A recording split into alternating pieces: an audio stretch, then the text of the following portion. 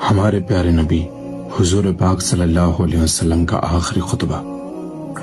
اے لوگوں سنو، مجھے نہیں لگتا کہ میں اگلے سال تمہارے درمیان موجود رہوں گا۔ میری باتوں کو بہت غور سے سنو اور ان کو ان لوگوں تک پہنچاؤ جو یہاں نہیں پہنچ سکے۔ کسی کو تنگ نہ کرو، کسی کا نقصان نہ کرو، تاکہ تم بھی محفوظ رہو۔ یاد رکھو تمہیں اللہ سے ملنا ہے، اور اللہ تعالیٰ تم سے تمہارے اعمال کے بارے میں سوال کرے گا۔ اللہ نے سود کو ختم کر دیا ہے، اس لیے آج سے سارا سود ختم کر دو۔ تم عورتوں پر حق رکھتے ہو اور وہ بھی تم پر حق رکھتی ہیں۔ جب وہ اپنے حقوق پورا کر رہی ہیں تو تم بھی ان کی ساری ذمہ داریاں پوری کرو۔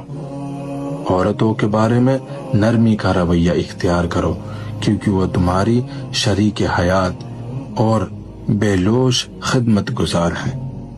ابھی زنا کے قریب مت جانا۔ لوگوں میری بات غور سے سنو، صرف اللہ کی عبادت کرو، 5 فرض نمازیں پوری کرو، رمضان کے روزے رکھو، زکوٰۃ ادا کرتے رہو، اگر استطاعت ہو تو حج کرو۔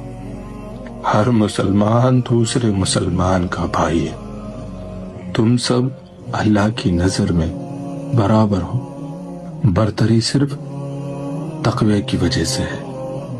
یاد رکھو تم سب کو ایک دن اللہ کے سامنے اپنے اعمال کا جواب دہی کے لیے حاضر ہونا ہے۔ خبردار رہو، میرے بعد گمراہ نہ ہو جانا۔